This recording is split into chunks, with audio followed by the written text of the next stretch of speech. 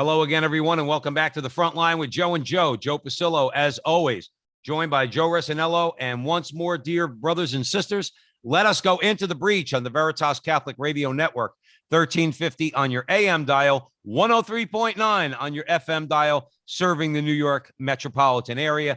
Today, we are very pleased and honored to be joined by Kevin Wells. And I'm going to tell you a little bit about Kevin in a second, but remember to download the Veritas Catholic Network mobile app so that you can have access to all of our station's content. And wherever you find Joe and I on social media, Facebook, YouTube, particularly YouTube, the Frontline TV, like, subscribe, share, do all that fun stuff. Help us out a little bit. And Kevin Wells is a Catholic evangelist, author, speaker. He is a former award-winning sports reporter with the Tampa Tribune when he covered the MLB, that's Major League Baseball, for all you folks out there, and other sports. He is the best-selling author of The Priests We Need to Save the Church, a written plea for holy priests to live like the paragons, martyrs, and great saints before them. His articles have appeared in Crisis Magazine, Catholic Exchange, LifeSite News, and Homiletic and Pastoral Review. He's an active evangelist. He has spoken on a national Catholic stage, including the Legatus Summit, Napa Institute, That Man Is You on EWTN, and the Taste program, as well as hundreds of other men's and women's conferences, retreats, and events, radio programs, and podcasts. Kevin lives in Maryland with his wife and 3 children. Kevin Wells, welcome to the Front Line with Joe and Joe, brother. Joe, I couldn't be happier to be with both you guys. Thanks for inviting me in. Thank you. So, Joe, I'm going to hand it over to you. Excellent. Kevin, we always begin with the prayer because all good things start with a prayer. In the name of the Father, Son, Holy Spirit, amen. Remember, O most gracious Virgin Mary, never was it known that anyone who sought your help or sought your intercession was left unaided. Inspired by this confidence, we fly unto you, a virgin of virgins, our mother. To you we come, before you we stand, sinful and sorrowful. O Mother of the Word incarnate, despise not our petitions, but in your clemency hear and answer us. Amen. Name of the Dominic. Father, Son, pray. Amen. Pray for us. Kevin, we're going to jump right into it. I mean, you're in the world. Here you are. You're a writer for Major League Baseball. If you ask me, it doesn't get any better than that if you're a guy, to be honest with you, and you're a writer. You leave it all. You become a full-time evangelist working for the Catholic Church. How does that happen? Joe, are you a Mets fan or Yankees fan? By blood, Mets, but to be truthful with you, I'm not a diehard baseball. I watch it. I'm a Jet fan, which means I'm a sick man. Me too. Did you see what happened today? They blew it against the Bucks. Oh, they blow it constantly. It's just a sickness. It's a sickness. Kevin, I should have just handed you a dagger. All right. I watched that. I was telling my wife, they're really going to lose this game. They're up 14 points. Yeah, but that's the life of a Jet fan. You got to respect Tom Brady. Kick the field goal. Don't give Brady the ball. I don't care if he doesn't have any timeouts. You know what he's going to do when he did it. Oh, So anyway. Jets. It's a combination of the fact that you don't do that for Brady and you are still the New York Jets. So, I mean, that's what we have to deal with. But yeah, so how does that happen? How do you go from, because that's what, like Joe said, you're in the world, you're dealing with, athletes and celebrities and things like that. And now you're a Catholic, or then you became a Catholic evangelist. How does that happen? Well, that's a great question. It's a long answer. I'm going to try and encapsulate it. So I was a baseball player, and I also like to write. So it was a goal of mine to one day become, really from a young age, when I realized the talent level tapped out and I would never be a Major League Baseball player, I started to write more and more when I wasn't a college player. So I became a sports writer, and it became the goal to become a baseball writer for a Major League team, or maybe NFL, except for the Jets. Nice. But I don't blame you. but I wanted, that was the goal, is to be a beat writer for it didn't matter, NBA, NHL. I grew up in a family that read newspapers. My dad got 4 newspapers every morning. I read newspapers, and it was sort of a romantic to me. Sadly, they're gone. So after college, I couldn't get a job with the Baltimore Sun or Washington Post. I'm from Maryland. So an editor told me, if you if you want us to hire you, you need daily experience. So I ended up in Florida back in 1994. Didn't know anybody, and sort of worked. And I said, well, I gotta somehow make this happen. So one thing led to another, and Major League Baseball awarded Arizona and Tampa Bay franchises. So I told my editor, look, when they play 2 years from now on opening day, I really want to work to be your first beat writer. So I worked and actually got that job. So that was in 1998. Sort of a dream and a goal came true. So what happened was this, to answer your question, I'll speed it along. In the off season, I met the love of my life, who I met in Florida, Krista. Joe and Joe, she's from Italian. She's Strollo's her last Gaelic name. garlic combination, baby. Love it. Yeah. It's worked so far. But her family owned the 2 Italian restaurants in town. It was great. So we got married in the off season, November of that first Major League Baseball season with the Tampa Bay Rays. So we clinked glasses of Chianti in Tuscany to the family of 10 we were eventually going to have, and found out about 4 or 5 months later that we could have no kids. God did not bless us that way. Infertility was like a guillotine into our marriage. And it got worse because Krista, who was the youth minister at our parish on the beach in St. Pete Beach, Florida, the priest told my wife, hey, look, as long as embryos aren't put at risk, and as long as your conscience is clear, you can proceed with in vitro fertilization. No, you cannot proceed with in vitro fertilization. It is impermissible in the church.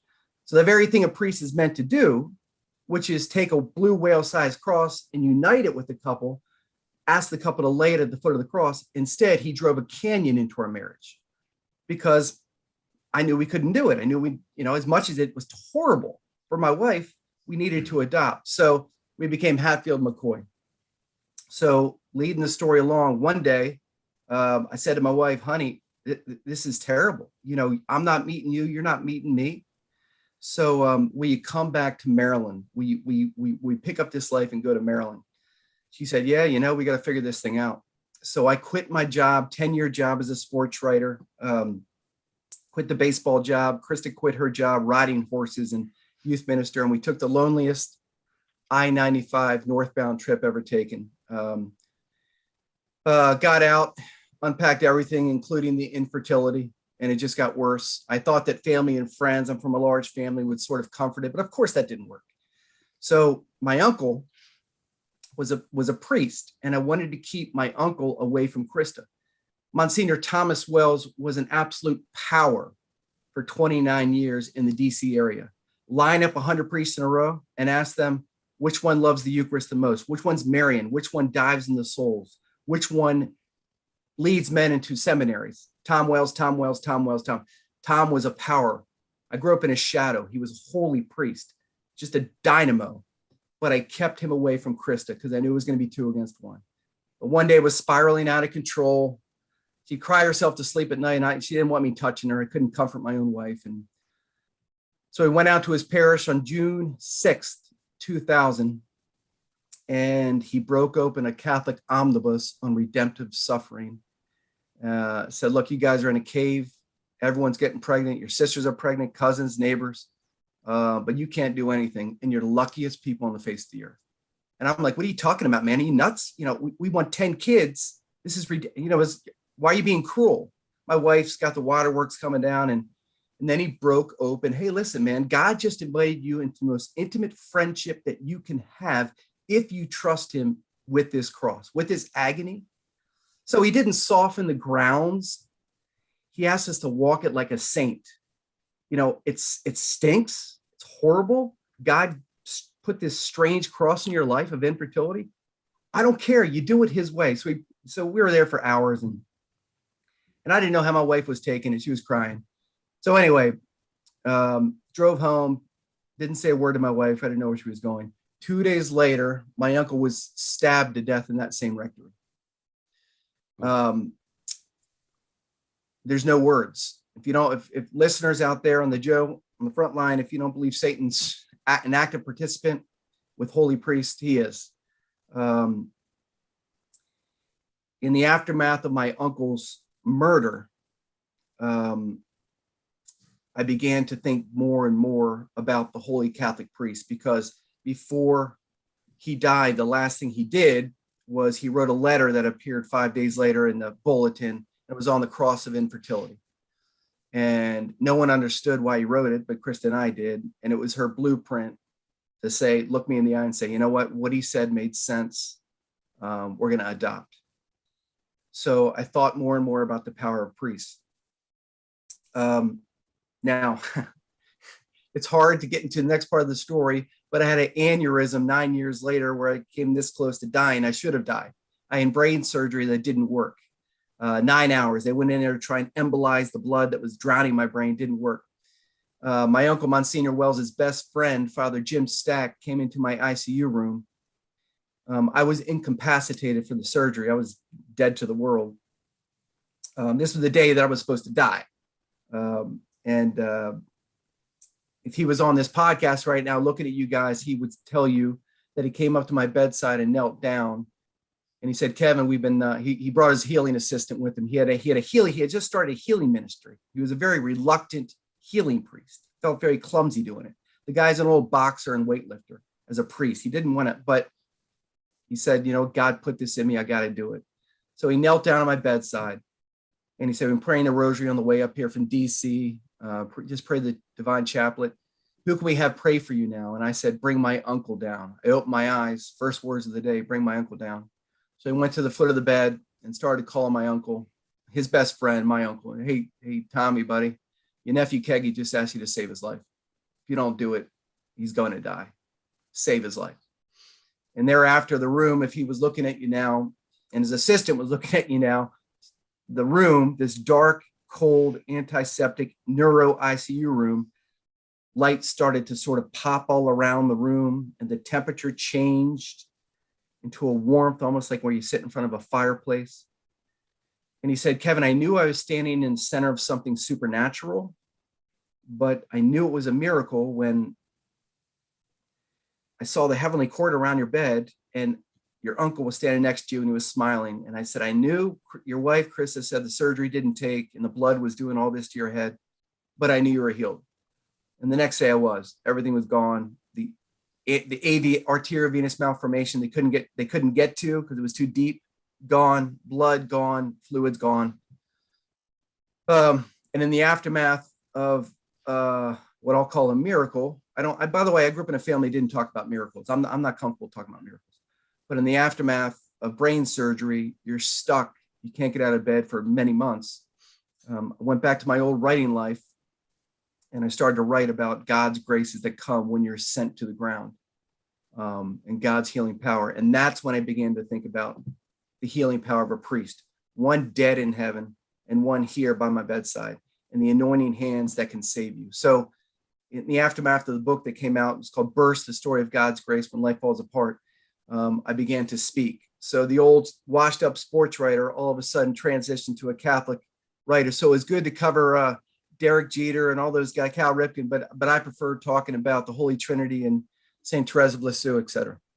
Did you ever think about putting your uncle up for like a cause? Because that's like a legit miracle. I mean, that is as legit as it gets, to be honest. Joe, I've been asked that countless hundreds of times. There's been letters written. There's been other people that have said, I too have a miracle that I want to claim on your uncle's behalf. My dad was my uncle's brother. So way back when, 10 years ago, I said, hey, Dad, what do you think? I keep getting these calls. What do you think we should do here? He said, no, because Tommy wouldn't want it. I'm like, oh, Dad, I don't care if Tommy won or not. He's dead. And he did this for us. It would inspire others. So my dad to this day says, we're not going to do it. Now, the other thing is the practical side. One, Tommy couldn't care less if he was a saint or not. Number two, a lot of stinking money and legwork. So you got to find somebody that has the time and the money and is willing to endure all the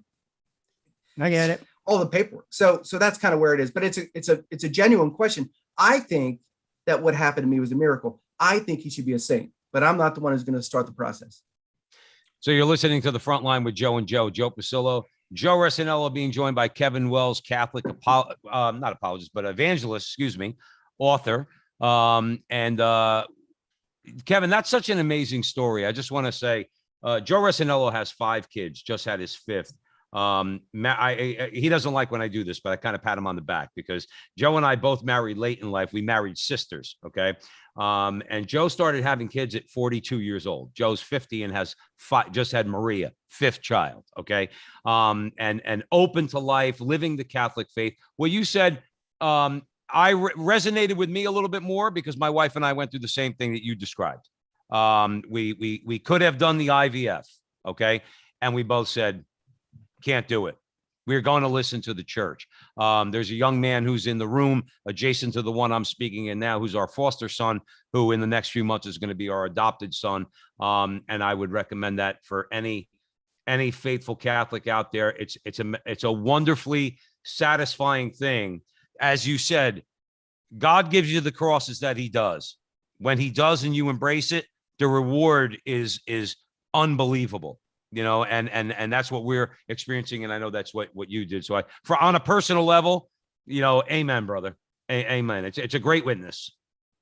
Yeah. Thank you, Joe. You know the deal when you're changing diapers at 3 a.m. and you're taking your kid to a football game 2 hours across, he adopted, out of my wife's womb, you forget all, I don't even, you know what it's like. You don't even think about it. No, but I'll tell you, I liked what you said about like the in vitro, because a lot of people cave under those situations. Like it's hard, like, because you get pressure from your family, you get pressure from all sides, and it's trusting in the wisdom of the church there. And frankly, there is such wisdom there. And sometimes we just don't see past our own suffering. It reminds me of like Padre Pio, like Padre Pio, they took away his faculties. He trusted. And God defended him. 10 years later, all, accusations cleared. He, goes forward. He's a saint. It's just about that trusting in the wisdom of the church. And to be honest with you, that's easier said than done sometimes. Well, Joe, yeah, you nailed it. I draw the analogy to the same-sex attracted that have decided to oblige their desires. So just as Krista would have cut off her right arm to feel the baby in her womb, this woman who wanted 10 children with that ferocious maternal drive to have a child in her womb, and me off to the side, like, man, I want you to have it too. Well, the same sex attracted, I'm attracted to someone of my own sex, and everything inside me desires this relationship, this friendship, this intimacy. Well, as you said, Joe, the wisdom of the church doctors all point to this. Unless you have an identification with the crucified Christ who gave up everything, all comforts, he annihilated all desires because he knew he needed to suffer to save us, to redeem all of humanity, then I'm not getting it done. I need to amputate. I need to annihilate all these fleshly desires. They're all understandable. IVF, a homosexual relationship, all this stuff is understandable. But reason trumps will. I know nowadays, all these years later, now will, our emotions, trumps reason. Screw reason. I don't care about reason. I just want to do what I want to do because I love this man or because I want babies in my wife's womb. The fact is, you look at Jesus on the cross and say, no. I need to do it his way, and it demands a sacrifice maybe every single day for the rest of my life. That is so true. And I mean, I could speak to my own walk. I mean, I came to that point and I believe in the church much more than I believe in me, because I know my way doesn't work because I tried it. You see, that's another way, because it is irrational to follow God. To follow God, you're a fool in the eyes of the world. Let's be honest. I mean, people say, when you have 10 kids, when you have 8 kids, when you quit your job to follow God. I mean, or even, Joe and I, we say a lot of things on the radio. We could lose our job, where people say you're crazy. Well, yes. You know what I'm saying? In a way, but you trust in God because, again, I don't trust myself. My way doesn't work. People have to come to that. You know, like when in circles, you talk about contraception, you could talk about like being open to life, like, or embracing the teachings of the church that are so fundamentally against the world. People say you're crazy. Well, no, you're playing the long game. Talk about that, because I think it's easier said. Like, you know, I'll be honest with you. My family was Catholic too, but not in the way that yours was. I came to my place through suffering, to be honest with you. And then I just said, this doesn't work. I'm going in another way. And then through prayer, it deepened and I got to know who God is. And then it just, you know, I'm still going, you know, I'm not there yet, but talk about that. Because I think that's hard for people when you say some of these things, especially worldly people. Listen, you're a successful guy. You know what I'm saying? Like, and Joe and I, you know, we do okay too, you know, so like, like we have choices. It's not like we're in a hut in Paraguay. You know what I'm saying? Like, it's hard for people to digest that. I think that's important to discuss. Yeah. Everything comes down to a choice. You just use the word. Everything comes down to a choice. So you're either going to take the one hand is, okay, this choice has a cost. I'm going to suffer because of it. The church says it, or maybe my mind, reason says it. Aquinas said it, Augustine, even before Christ, Socrates, Plato, Augustine, they are whoever, Aristotle. they knew there was an ordering to things. So they had to oblige the order, the natural law. And the other side of the choice is I oblige myself. So you mentioned saints, and you mentioned the Joe and Joe. Sometimes you say things that might get you thrown off the air, and you're crazy. You use the word crazy. Well, every saint who ever lived was crazy, or maybe a different way to look at it. Every saint was a radical. They did not make sense to anybody because they were salmon going the wrong way. So Joe and Joe and these choices, SSA, in vitro, whatever it might be. The fact is there's an ordering that God built into us, but it's so weighed down by the world, by sense phenomena, by everything that you just disregard it. But that pinhole of hope is the ordering that God stuck into us. So it simply must be obliged. I think that's why it's important for men like us to get out there in the culture, engage in the culture war, because these are the things I think Kevin Wells, who's joining us at the front line with Joe and Joe, these are the things that people need to hear. I think you're exactly right, Kevin. People get so bogged down in the lie and the delusion and the darkness, okay, that they don't see what you just said. So let's take, for argument's sake, the same-sex attracted, okay, or the woman who's had a number of abortions, okay, or anything, as you mentioned, about the natural law, anything that violates the natural law. You don't need the church. You don't need Joe and Joe. You don't need Kevin Wells to tell you what you did was wrong. You know it because the law is written in your heart.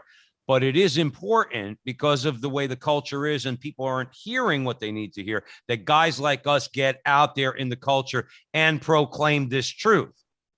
So that people say, well, you know, take in vitro, perfect example. Do you know how many people we've come across? Because sometimes we could sound a little judgmental, and we don't want to do that. We know many people who've had in vitro, who've done in vitro, okay? And I will tell you, Kev, I would say 9 out of 10 times, the person my wife is talking to says, I didn't know that the church taught against that. Sometimes people just don't know. And that's why we got to get out there, and we have to be very bold in proclaiming the truth on all these things. Well, of course. You know, one of the great sadnesses. So you're right, Joe. In vitro, many Catholics don't know because it's kind of one of those peripheral issues in the church. But one of the great sadnesses is why people aren't bold. Like, for instance, there's a lot of Joe and Joes out there with your same zeal and spirit, but they don't step into the breach, or they don't show that boldness in the public square because we'll just stick with SSA since we're talking about it. Mm-hmm. Right away, when you try and unpack, you know, sort of God's natural laws and the complementarity of the sexes. So we know, oh, well, Joe, you're homophobic. Joe, you hate people. But the fact is, Joe would take a bullet for a gay person. Joe would have a gay couple come into his house and have dinner. There's no judgments. It's you love them, but because societally we've been pigeonholed as haters, just the worst on the earth. So millions and countless millions of Catholics feel like Joe and Joe do, but they don't take it to the public square because they're tepid, they're flat-footed, they're hesitant, because the world they know will crush them. So you're right, Joe, you said it. If we lack that apostolic joy that the post-Pentecost apostles had, 52 AD, I don't care, make me a Roman candle. I saw what I saw when he rose from the dead. I saw him walk on water. I saw it all. Take my head off. That's the way we need to be now, because we have no allies. Those apostles, they had no allies. All they had was themselves and the Holy Spirit they received at Pentecost. Well, you one of the themes that you speak on, and I like it, you call it full-bodied Catholicism. And that is something, because I embrace what the church teaches as it's written, because it's from the church. And again, I think you're right. People, including clergy, are afraid for a number of reasons. To be honest with you, I'm afraid if I don't. I'm afraid mostly for me, to be truthful with you, in a selfish way, because again, my way doesn't work. But I think ultimately people want to be invited to the barbecue, Kevin. Like, when you follow God in a radical way, you're not getting invited to the barbecue in many parties. Joe, I'm not getting those ribs, Joe. No, I'm just talking about me. Like, they're like not. people, No, they're not letting any of us in. I mean, like it just comes down to that. Friends, like, you become odd. Like, and this is what I think, because there's something innate in humans that we want to belong. You see, there's nothing about God. You put it perfectly. You said we're salmon going in the wrong direction. You see, that's one of the things that people don't want. And what does scripture say? Like, the stones would cry out like the word of God if we didn't say it. When you meet the Lord, you don't come out the same way. You know what I'm saying? Like, and so then you have to go in a different direction. And there is going to be ostracization. There's suffering that's involved in that. And people don't want anything. They don't want that. Like, keep that away from me. You know what I'm saying? That's where the rubber meets the road. I think. Talk a little bit about that theme, full body. I love it, actually. I love the way it's phrased. Kevin, I'm sure you're going to go on a little bit about this. Keep in mind, we got about a minute for the break, and then we're definitely going to come back to that immediately right after the break. I'll be quick. I think because the world is so hard charging in its truculence against anything that is ordered, right, true, and sacred, if we're not going to do the reverse in a full-bodied, zealous way, then we're failures. We're like tepid, lukewarm Catholics. We know what Revelation 3:16 is. Since you're neither warm, hot, nor cold, I will vomit you out. It's all this stuff is scriptural. Jesus said, "You deny my Father, He's going to deny you." Joe, you said it a minute ago. You said, "I don't trust myself, man. I fear if I don't do it." So the last thing I'll say before we go to break is, I think what's really crushed our church more than anything else, prelates, hierarchy, priest, is effeminacy, the way that Aquinas defined it. When men should step in and stiffen when something is not right, instead they soften. And why do they soften? One word: because it takes away their comfort. That's the problem. We're gonna come right back to that, Kevin. That's a big theme for Joe and I at the front line with Joe and Joe. We want to talk about this need to detach ourselves as best we could, and the need to do that. So let's take a break for a minute. You're at the front line with Joe and Joe Pasillo, Joe Rossinello. Kevin Wells is joining us, Catholic author.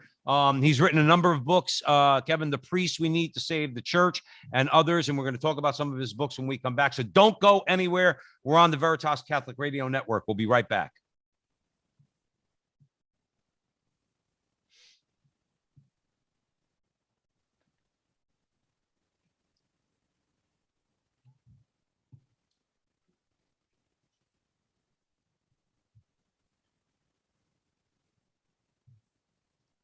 Welcome back, everyone, to the front line with Joe and Joe Pasillo and Joe Rossinello. And we are way in the breach with Kevin Wells, Catholic author and speaker who has written in Crisis Magazine, Catholic Exchange, LifeSite News, has written a number of books. We're having a fascinating conversation. Kevin, let's pick it right back up where we were. Comfort. Big word at the front line with Joe and Joe. Okay. We talk about Americanism, this idea that, prosperity, which is a good thing. God doesn't want us to suffer. Okay. We might be called to suffer. He doesn't want us to suffer. However, we've grown too attached in this country to comfort. We don't. Joe and I say, you want to look at martyrs and people that are dying, Christians across the world that are dying for Jesus Christ. Okay. We won't give up Netflix. That's our comparisons. Like, they die, they're burned in cages. We have a hard time giving up HBO and Netflix. Talk, please, to our audience at the Veritas Catholic Network about the need to detach ourselves from this comfort we've seemingly become addicted to. Very good. Why don't we set it up this way? So I'm an old sports writer, and sometimes I like to just put little images in front of folks. So the Joe Namath of all bishops, in my opinion, right now in this day and age, that counteracts comfort is Bishop Joseph Strickland. So let me explain a little story. 2 years ago, the priest we need to save the church had come out, and it got out there pretty good. And Bishop Strickland got in touch with me, and I went down, and he said, come on down to Texas. So we met, and we got into it. We were having lunch together, had a great conversation. And he said something. He said, this was 2 years ago, 2.5 years ago, before he was really that well known. He said, Kevin, when I became bishop 7 or 8 years ago, somebody came up to me and they said, hey, Bishop, you're like a tall, cold glass of water. You're refreshing for Tyler, Texas. And Bishop Strickland said, yeah, I felt good about that. And then somebody a couple years later gave him a book on the Eucharist. So he began to read it and realized, I need to find Christ in the holy hour. So he committed himself ferociously to holy hours. And it was during these holy hours, I would say around 2016, 17, where Mary, not Jesus, Mary came to him and said, Joe, I'm calling you to be a martyr now for the church. And I'm like, Bishop Strickland, what do you mean? You white martyr, red martyr, something in between? Now, Kevin, Mary's calling me to die for the church. What do you mean die, Bishop Strickland? Your Eminence, what do you? She wants me to die, become a martyr for the church that is suffering. Since he said those words, he comes out and names James Martin as a blasphemer by name. You cannot be a Democrat and a Catholic. He comes out against the vaccine. He comes out against things that nobody touches. And he has zero comfort. But I tell you what, I also think inversely, he has more peace than any bishop in the United States of America, maybe the world, because he has become the slaughtered lamb. He is Isaiah 53. I am the suffering servant. I will speak prophetically, because he gathers from the holy hour. He gathers from Mary. He gathers from meditation. He gathers from scripture. It's not just piping off. Oh, I'm Joe Strickland, I'm going to tell you my thoughts. He gathers from prayer. So he's uncomfortable, but man, does he have peace. Everything comes from prayer. And that was a Sheen deal. He did the holy hour every day. That's the formula for sainthood, to be truthful with you, is to get in front of the Blessed Sacrament. And again, talking about comfort, and I want to go back to your family. You came from a family of 8. There, that could be uncomfortable, because I could look to I don't have 8 kids. I have 5, but I don't have a big house. So, it's uncomfortable. We have to share things. You learn things in a house like that. It's a school. It's a school of, there's one television and this one's watching this, the other one's not getting it. There's one computer. There's one, like this, there's one that. That's learned at a young age. Also, men aren't born to be comfortable. We're born to be great. And God is great, but we're not. You see, we have to surrender ourselves and then we will be great. See, this man is the priest we need. And I want everyone to go buy Kevin's book. He has a book out. It's The Priest We Need to Save the Church. Very important. I want to talk about that because we're lacking that in the church. I mean, I could speak for my diocese. Sadly, you have to shop around to go from like some churches, to be truthful, you're in left field. Like, I hate to say that. And I don't mean like, not that I'm not, I'm St. Joseph, but they're in left field. That shouldn't be the case. We talk a little bit about that book because I think it's stuff that people have to hear because listen, Catholicism's painting by numbers. Pray your rosary, go to confession, receive the Eucharist in the state of grace, pray, do your office. It's all there. Why isn't it happening? Let's talk about that because it's not. Like, let's be real. It's just not. Yeah. Clergy have re-engineered the burden of their identity. Clergy have re-engineered the burden of their identity, which I go back to it is Isaiah 53. I am the slaughtered lamb. You are my flock. You are my parish. All I care about is one thing, getting every single soul at St. Pius X, Sacred Heart, St. Teresa of Avila Parish, getting all your souls to heaven. So put your seatbelts on because I'm your spiritual father. I'm going to often proclaim things that are indelicate. I am going to, every day if I have to, make myself available before and after daily mass in the confessional. I am going to urge a family holy hour. I'm going to urge a daily rosary from your family. I'm going to keep coming like Vince Lombardi with his Packers in the first Super Bowl. I'm going to keep coming because I want you to be great. Now, I'm going to make some enemies, maybe. I don't care. I don't care. The burden of my identity is two things. One, because I'm a priest, I have to administer the sacraments. That's what I do. But far more importantly, it's to get you to heaven.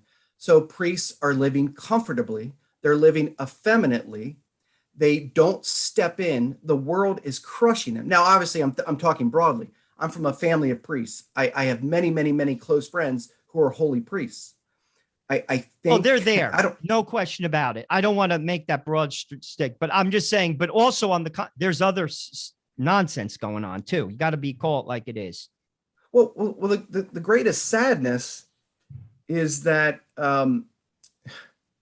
we could, this could be 5 podcasts, but when they locked the doors worldwide at the first sniff of the pandemic, they sort of put their hand up in the air and they said, we always said it was the source and summit, the Eucharist. You know what? It's not.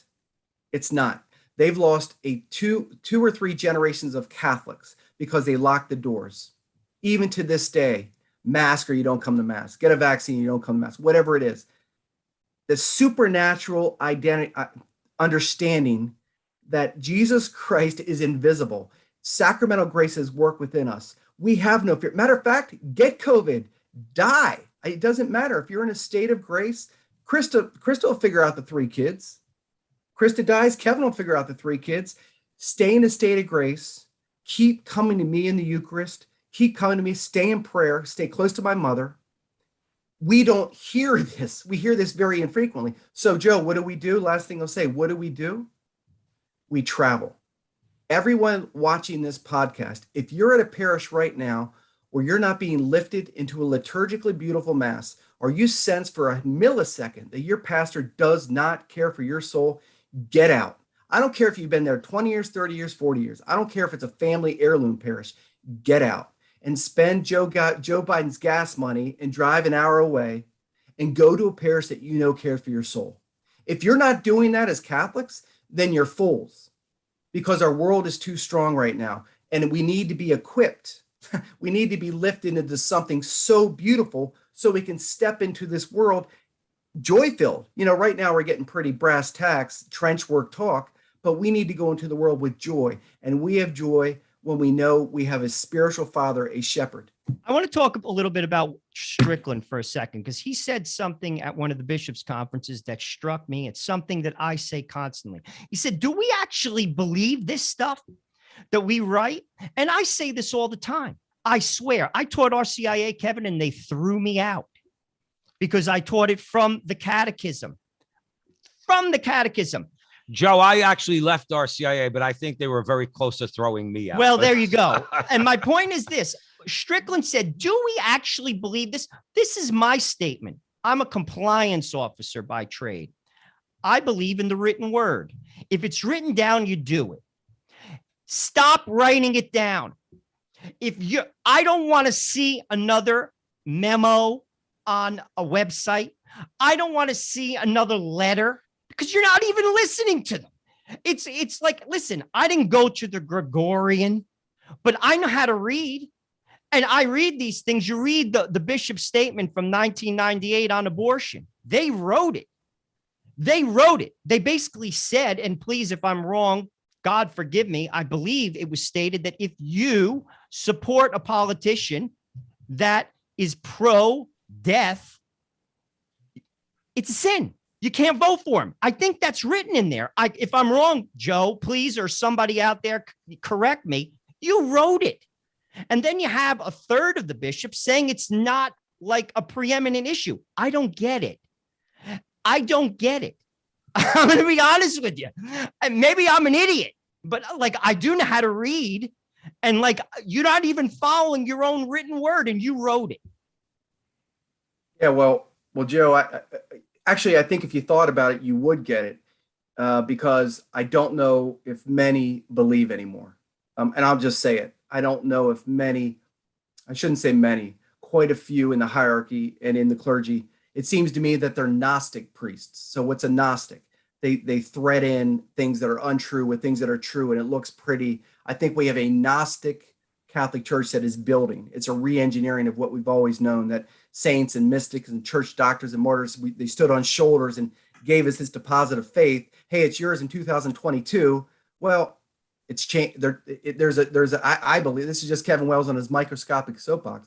I believe there's an active attempt to re-engineer what our church is. Now, you said 98. I think Pope Benedict, let's just call it for what it is, gave Mr.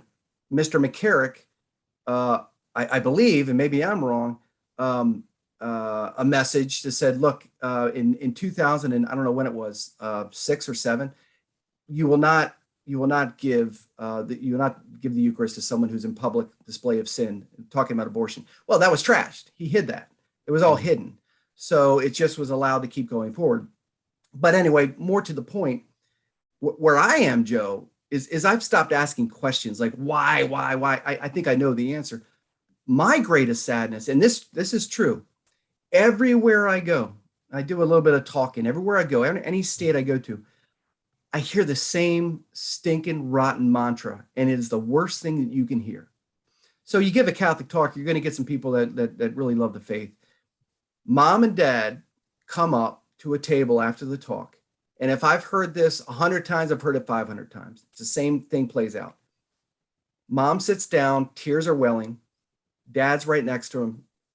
Mom says, I've lost the kids. We got 3 kids, they're all gone. Dad sticks his arm around Mom's back. Mom starts to cry. Dad puts his head down on the ground like this. And they say, what do we do? Multi-millions of Catholics, teenagers, college-age kids, post-college are leaving the Catholic Church, which is becoming a ghost church. Why is it becoming a ghost church? Because they do not see Bishop Strickland. They do not see my uncle, Monsignor Thomas Wells. They do not see John Vianney. They do not see somebody who cares for their soul more than anything in the world. So they say, kids are smart. It's fake. They really don't care. They lock the doors. Did they really care about the Eucharist? Did they find creative ways to do it? No, they didn't.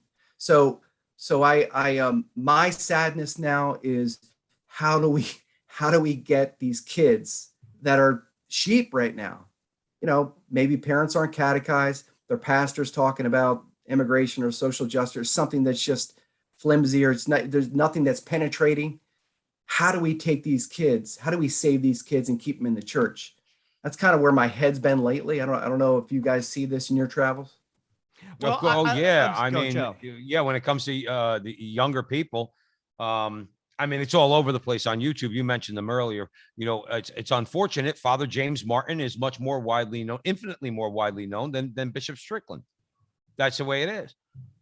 It's only guys like us, because we go on certain websites, we follow certain people, we value their opinion. We know that because we had Father Imbarrato on the front line with Joe and Joe. Father Imbarrato went down to the Bishops' Conference in Maryland, and he mentioned 3 Josephs, so I forgot one of them, but Bishop Joseph Coffey and Bishop Joseph Strickland joined Father Stephen Joseph Imbarrato across from the conference to pray the rosary. That's a statement, Kevin. Kevin Wells joining us at the front line with Joe and Joe. That's a statement, because there should have been hundreds of bishops over there praying the rosary. I mean, and that's where we are. And when you open your mouth, they say, well, what are you, some kind of trad? No, I'm Catholic, man. And what Joe always says on the show, Kevin, I love your thoughts on this. We are humble enough. I'm not humble enough. Okay. But what I would say is we have enough humility to know that we're supposed to be listening to these men. They are our shepherds, and they're letting us down. That's not an attack on the bishops or the hierarchy. That's not. That is a plea to say, we need you. We need you to step up. The wolves are ravaging us. They're killing us. They're, as you said about young people, Kevin. All right. You need to step up. And when we say that, they call us all sorts of names. I love your comments on that. Yeah, Joe, I'm going to go back to comfort. You guys, it sounds like you talk about comfort a lot. And just think about this for a minute. So the vast majority of bishops just in the United States live in chanceries that are in the upwards of $1 million. I know in Baltimore is more than $1 million. DC, it's well over $1 million. So there's cachet. There really are chauffeurs and drivers. There's chefs. There's all of these accoutrements for the bishop. I'm not there to judge that. Whatever. It is what it is. But think of it logically. What happens when you live in a $1.5 million chancery? You're eating 3-4 course meals. Every night's good. You're being driven around.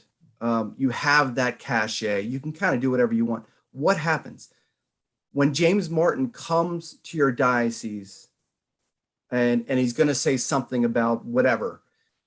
That bishop in his head might say, you know what? I don't like this book I read. I don't heard what he said. I want to, you know what? He shouldn't be here. But when you're comfortable, you don't want to step into the breach because you've lost your edge. It's the football player who doesn't do off-season training. It's the baseball player who doesn't go to spring training. He's lost his edge. He doesn't have it in him. So James Martin comes and he just spreads it. He spreads it. So until it's like who was the famous saint that sheared half of his cape and gave it to the beggar? Saint Martin of Porres. Not the Porres. I know what you mean. He was on his horse and he took half of his cloak. I know. Saint Martin. Yeah. There. So Martin of Tours. So here's my deal. Until bishops worldwide, but we'll just stick with the United States, begin to shear half of their comforts, live in a more modest setting. Take your salary, whatever it is, $120 a year, make it $40 a year, whatever. Take your meals and say, you know what? I'm going to start to cook my meals. I'm going to start to drop. Until they do this and lose their comfort, America will continue to die because they don't have the edge that Peter had. They don't have the edge that all those first popes did. I think the first 29 were martyred, something like that.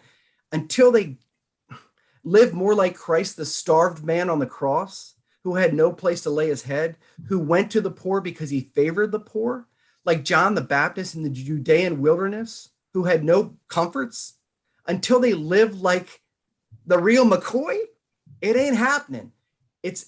I'm so glad you guys center on comfort. And again, we'll go back to that word, choice. It's all about a choice. What's my choice? Will I live like John the Baptist? Will I live like Jesus Christ, who had no place to lay? No, I won't, because I will lose my comfort and I will become effeminate.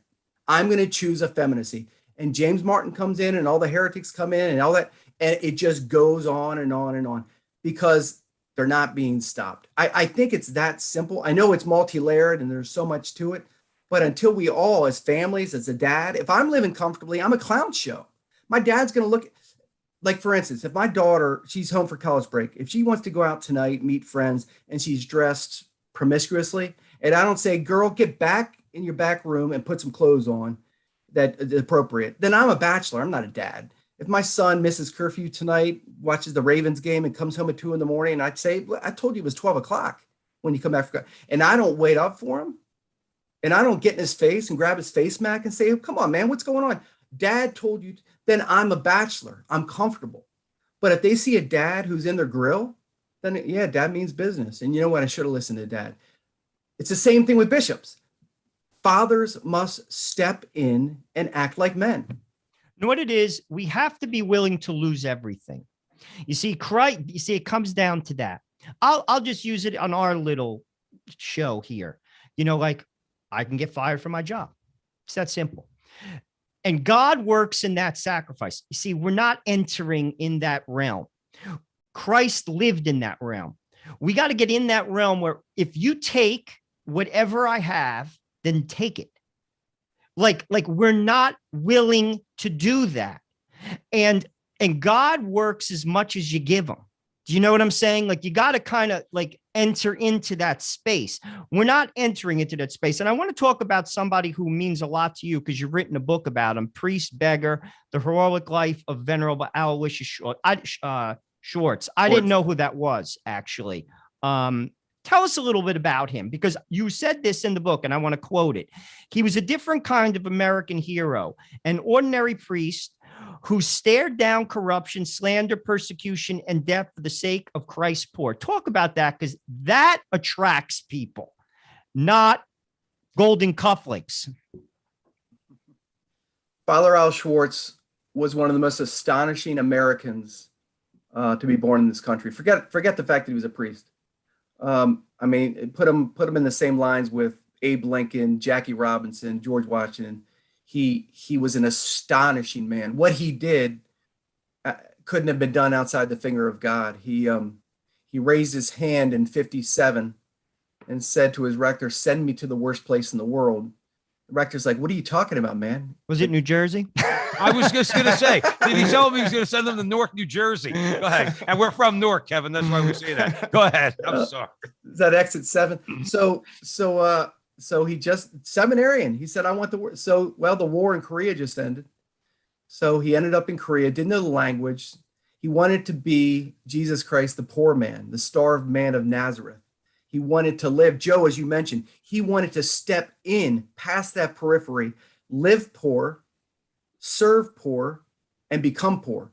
So he goes to Korea and he sees a dystopian novel.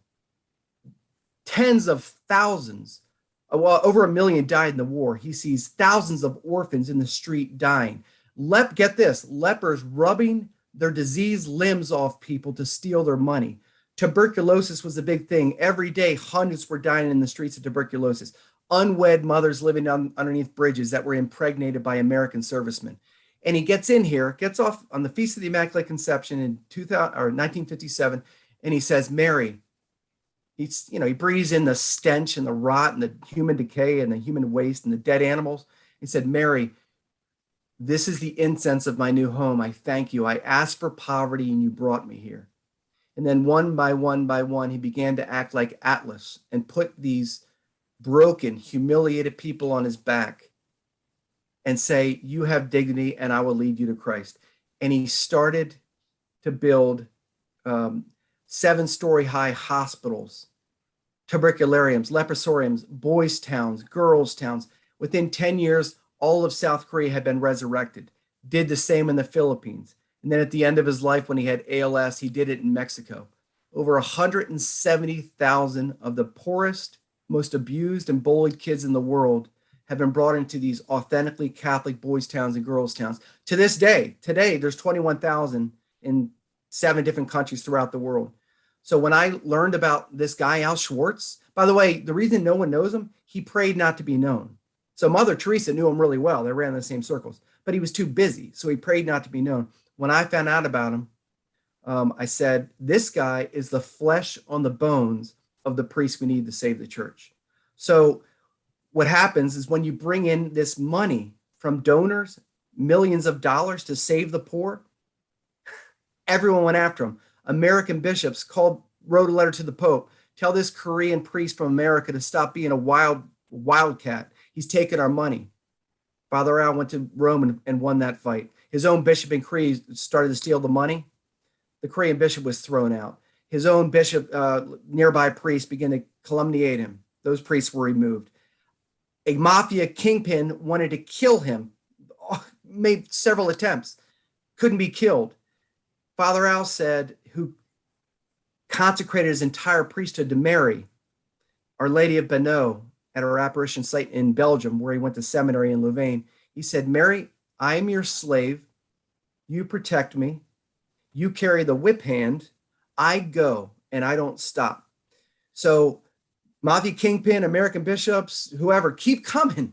I will pass right through you, because he had the understanding of that burden of identity that we talked about earlier. I will go and save the least of these and bring them to Christ. And a priest is ordained to save souls. Father Al saved generations of souls. Millions of people were saved by this one man, this one American priest that said, I will go to the least of these and I will save them.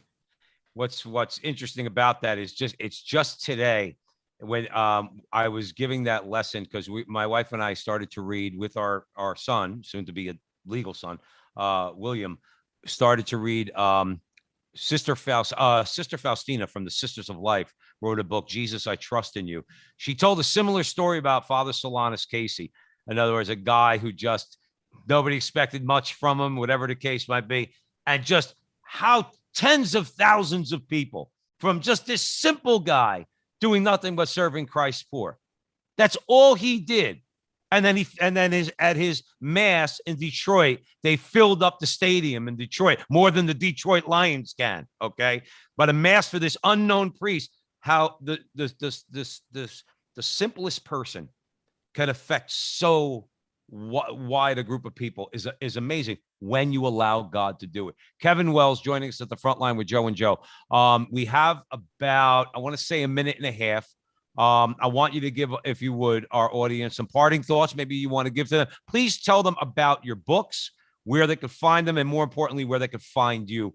Kevin, we could go on for hours. We're going to have you back on the show. That's a no-brainer. Okay. We sent you a bunch of questions we were going to talk about. I think we got to 2. Okay. Because that's just the way things roll here at the front line. But please tell our audience where they can find you, where they can buy your books, and maybe some parting thoughts. Yeah, Joe and Joe, thank you for having me on. You're the kind of show that I want to be on. I wish you guys were on 6:30 News on national TV, just the Joe and Joe. I just wish your voice was out there. My only thought is this: although maybe some folks, even in the Catholic world, or many in the Catholic world, would see this podcast and say, "Oh, those are just 3 loud guys, 2 Italians and a guy who's half Italian, half Irish." The fact is, we love everybody. I don't care what stripe you are. I don't care. It doesn't matter. We're lovers. Italians are lovers. I love everybody. So we just speak the way we do out of our zeal and great love for truth in Jesus Christ. And he asked us to. So we need to do it. So invite us to your house for dinner. It'll be good. We can switch gears and talk about whatever else. So as far as I do encourage your listener to or your viewer to read Priest and Beggar, The Heroic Life of Venerable Aloysius Schwartz. He's astonishing. I'll use that. He's startling. His life was startling. So they can find the book at ignatius.com or priestandbeggar.com. That's priestandbeggar.com. And I'll be remiss. And also, if you want to, see what I'm doing, where I'm traveling, or you want to have me out to your parish, go to kevinwells.org. Last thing, Joe, really quick. Father Al did start this organization, World Villages for Children, where he took the most abused kids, took them in to these boys' towns and girls' towns. And today there's 21,000 in Korea, Tanzania, Philippines, Brazil. It takes a lot of money to feed 21,000 kids each day cornflakes. All right, to feed them, to put on soccer cleats, buy violins, pay the teachers. There's 400 nuns. There's 21,000 kids today, as we speak, being cared for by what Father Al started in post-war Korea. I beg your viewer to go into worldvillages.org to see what I believe. It's on the top of my tithe list. It's at the top. When I learned about Father Al, I didn't know anything about World Villages of Father Al. When I went down there and discovered, so think about giving to worldvillages.org. Absolutely, Kevin Wells. We want to thank you so much for joining us at the front line with Joe. And Joe, we will definitely have you back. We'd love to have you back. We're going to do 5 podcasts and still not get to everything we could talk about. Thank you all for joining us at the Veritas Catholic Network, 1350 on your AM dial, 1039 on your FM dial, spreading the truth of the Catholic faith to the New York City metropolitan area. Be sure to download the Veritas Catholic Network mobile app so that you can have access to all of our station's content. And please follow Joe and I, particularly on YouTube, at the Frontline TV. Like, subscribe, share, do all that fun stuff. And remember, until the next time, that our conversation is your conversation, and that conversation is going on everywhere. We will talk to you.